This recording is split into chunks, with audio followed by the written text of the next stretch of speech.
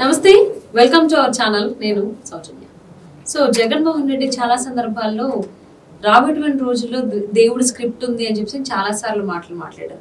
కానీ ఇప్పుడు రిజల్ట్స్ రోజులు కనుక చూసుకున్నట్లయితే ఆయన ఏదైతే అన్నారో వై నాట్ 175 అని దానికి ఆపోజిట్ గా జరిగింది.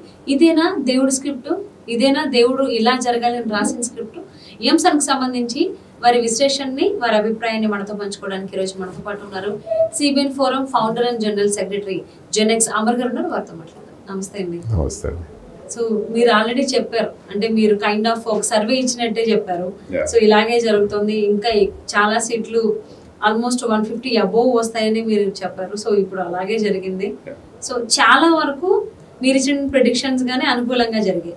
ఈవెన్ చాలా సార్లు జగన్మోహన్ రెడ్డి ఏమన్నారంటే దేవుడి స్క్రిప్ట్, రాబోయే రోజుల్లో దేవుడి స్క్రిప్ట్ ఉంది, నాకు దేవుడు చెప్తాడు అనేటువంటి మాటలు ఆయన మాట్లాడారు.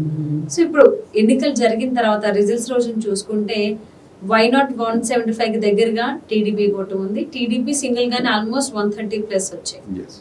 సో ఇదంతా దేవుడి స్క్రిప్టేనా అని భావించవచ్చు? అసలు ఏమంటారు?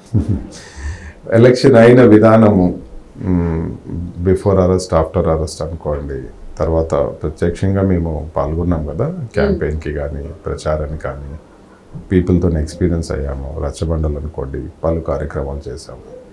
అప్పుడు మేము అబ్జర్వ్ చేసిన ఏదైతే ఎమోషన్స్, పీపుల్ ఎమోషన్స్, వాళ్ళ ఫీలింగ్స్ ఏదైతే ఉన్నాయో మేము అబ్జర్వ్ చేసిన దాని ప్రకారము దానికి ప్రభుత్వ వ్యతిరేకత ఎంత ఉంది, మనకి ప్లస్ ఎంత ఉంది, వాళ్ళకి మైనస్ ఎంత ఉంది, ప్లస్ వాళ్ళ పథకాలు అనుకోండి, వాళ్ళు చెప్పే ఏది అయినా కానీ దాని ప్రకారంగా ఆలోచించిన తర్వాత నేను ఒక ఎలక్షన్ అయిన నెక్స్ట్ డే నాకు ఒక ఆలోచన వచ్చింది అనమాట.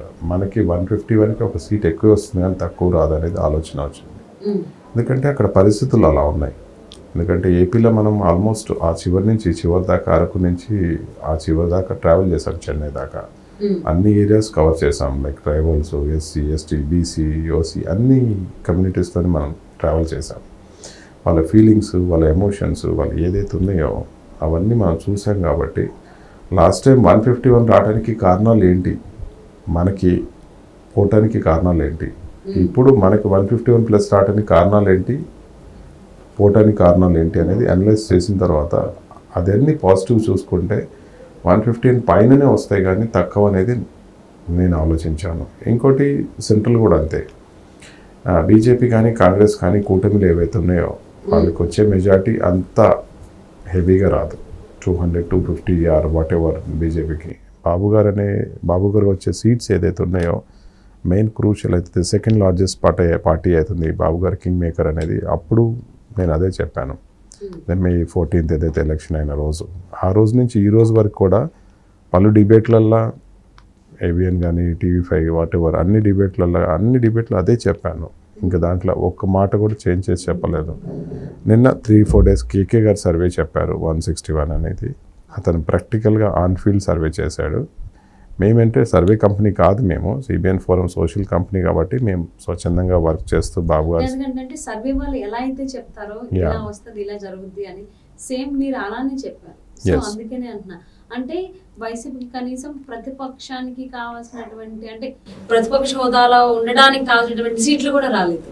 అర్హత లేదండి, రాక్షసులకి అర్హత లేదనేది నేచర్ కూడా డిసైడ్ చేసేసింది.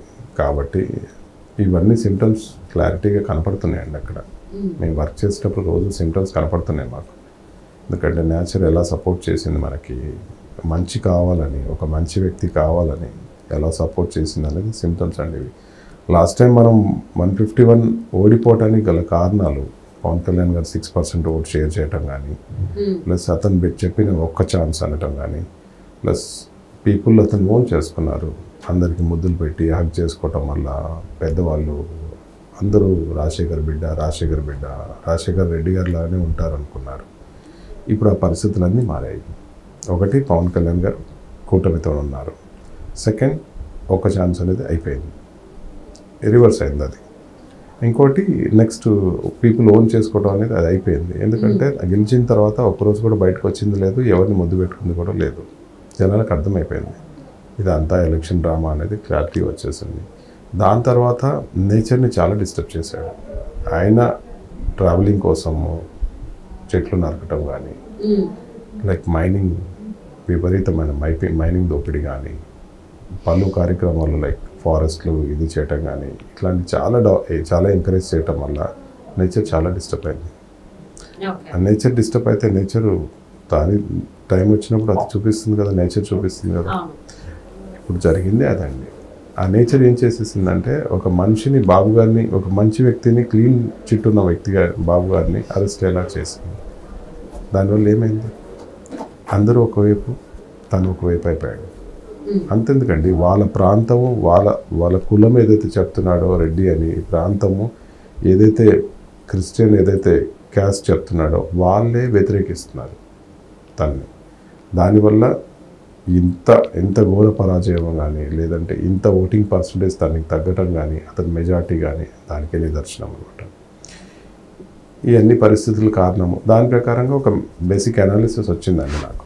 ఎందుకంటే 151 రావడానికి కారణాలు ఏంటి, ఇప్పుడు 151 కన్నా ఎక్కువ రావడానికి మన కారణాలు ఏంటి చాలా చూస్తే. అంటే యాక్చువల్లీ పోలింగ్ జరిగే ముందు అసలు ఈ కైండ్ ఆఫ్ థాట్స్ లో ఉన్నారు.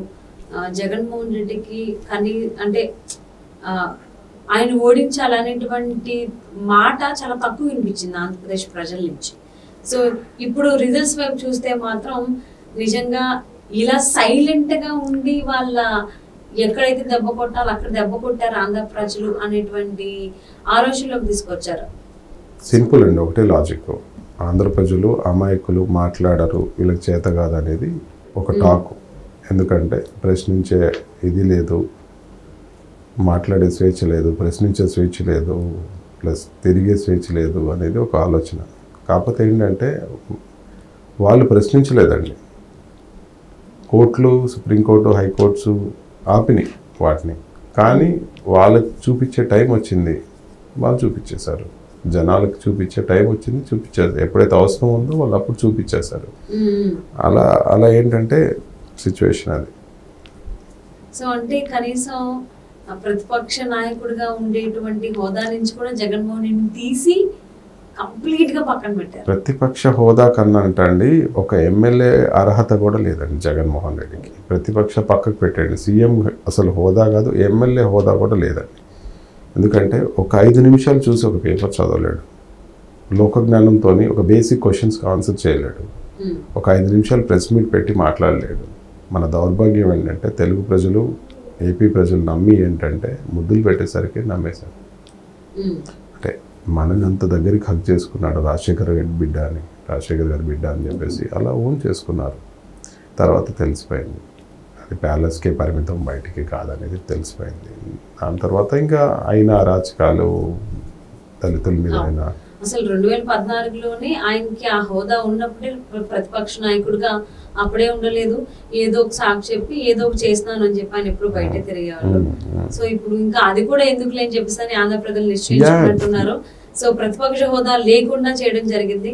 సో ఇదేనేమో జగన్మోహన్ రెడ్డి అన్నటువంటి దేవుడి స్క్రిప్ట్. సో ఆయన పరిస్థితి ఇప్పుడు ఏంటనేది ఎవరికి అర్థం కాకుండా ఉంది. సో ఏం జరుగుతుందో, ఏం చేస్తారో రాబోయే ఉంటుందో చూద్దామండి. Thank you so much. Thank you.